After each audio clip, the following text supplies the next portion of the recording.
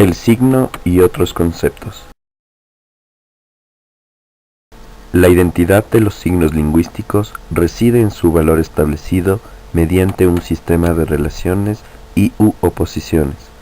Por tanto, el funcionamiento de una estructura de signos depende de las relaciones que éstos establezcan entre sí y no de su entidad autónoma.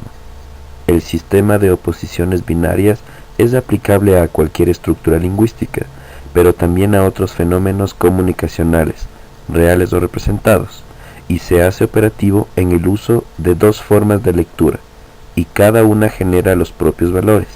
Nos estamos refiriendo al sintagma y al paradigma. Le llamamos sintagma a la combinación de signos o fenómenos que tienen por soporte la extensión y la contigüidad, el espacio. El sintagma es, pues, una relación de presencia, lo que factualmente existe en una estructura dada.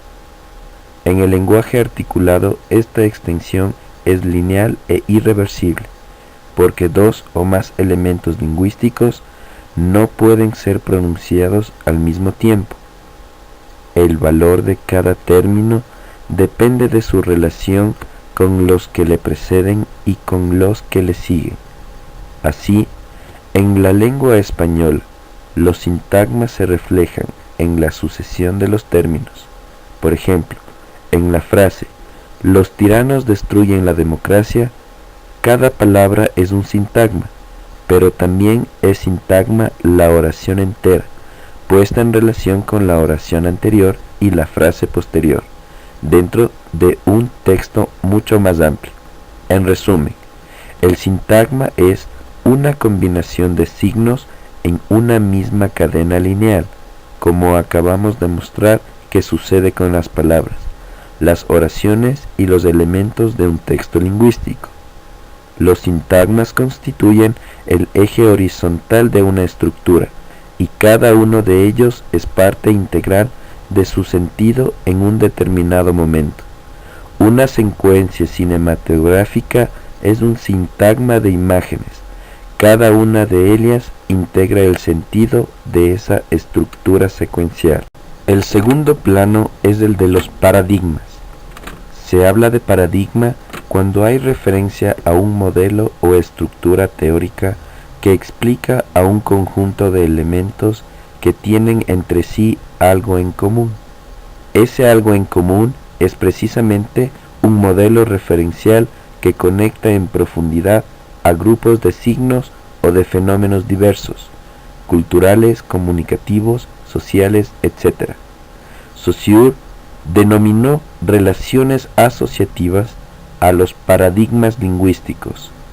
Con ello quería decir que en la lengua no solo percibimos los grupos sintagmáticos, sino que nuestro espíritu capta también la naturaleza de las relaciones que los unen en cada caso y crea con ello tantas series asociativas como relaciones diversas hay.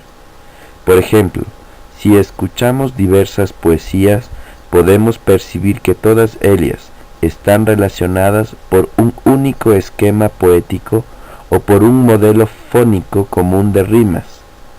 Estas relaciones asociativas se llaman paradigma y operan en relación de ausencia respecto al plano sintagmático, aunque mantenga con él una estrecha relación.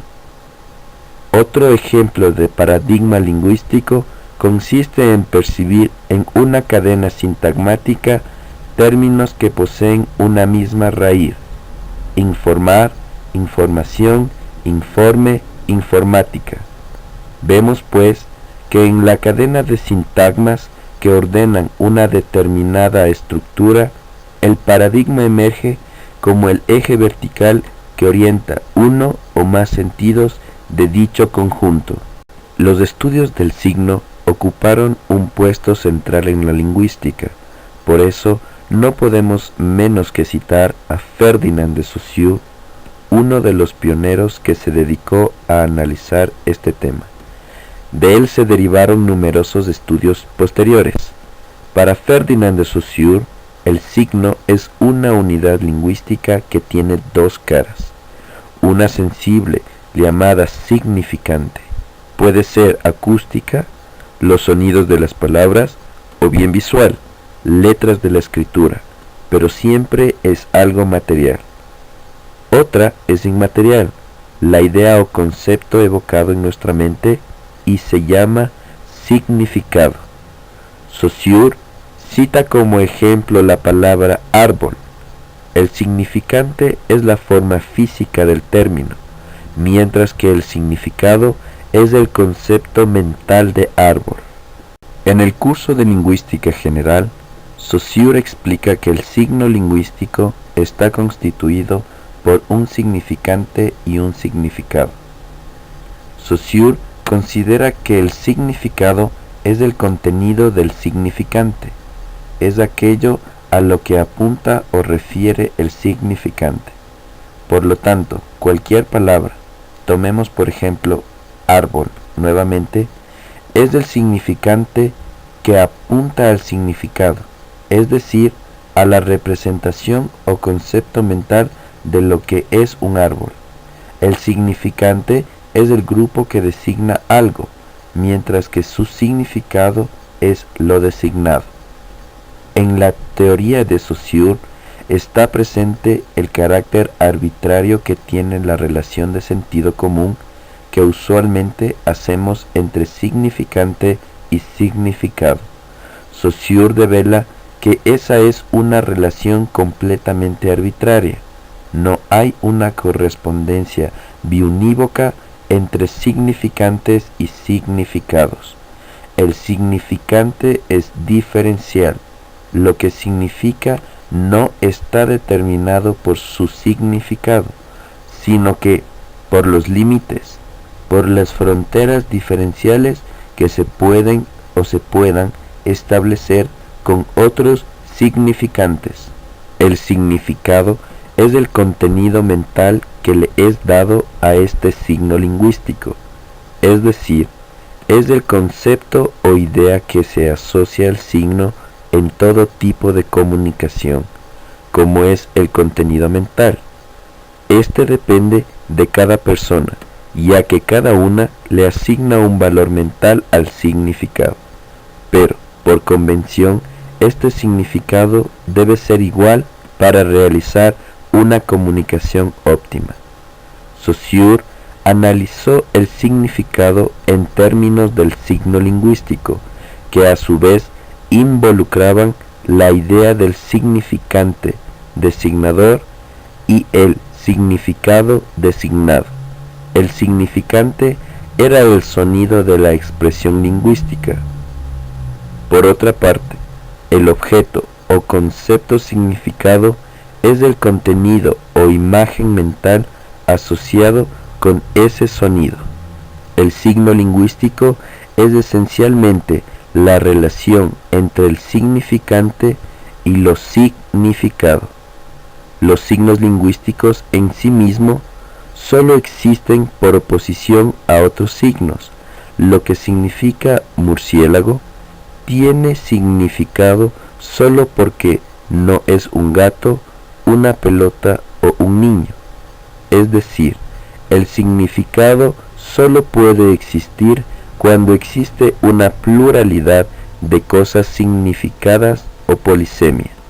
Además, los signos son esencialmente arbitrarios, es decir, no existe normalmente una razón por la cual una determinada expresión designe a cierto objeto. Es esa la razón por la cual el significado no es algo asociado al objeto, ya que los significantes para un objeto pueden tomarse de manera totalmente arbitraria. La significación se relaciona con el nivel de ejecución, realización o concreción del hecho social que forma parte del signo respectivo. En este sentido, el componente significación es concreto a diferencia del componente significado, que es abstracto. En alguna medida, sin embargo, la significación deberá ser abstraída o aislada de factores complementarios al hecho social correspondiente al signo que se analiza para lograr una visión objetiva. La interpretación de los signos de la lengua pueden facilitar la comprensión de los contenidos culturales, de los esquemas mentales y los problemas relacionados con el grupo sociocultural del que se trate. En resumen, el signo lingüístico es analizable desde el punto de vista de su composición fonética, de lo que quiere decir a partir de su contexto cultural y de lo que representa en el ámbito social. Un aspecto importante en el análisis es el relativo a las significaciones que indica el contexto en el que se produce un elemento lingüístico en un momento dado. Este tipo de análisis incluye una visión sincrónica, actual, y diacrónica, histórica, de la lengua, dado que el pasado forma parte, en mayor o menor medida, del presente y que se trata de un hecho dinámico.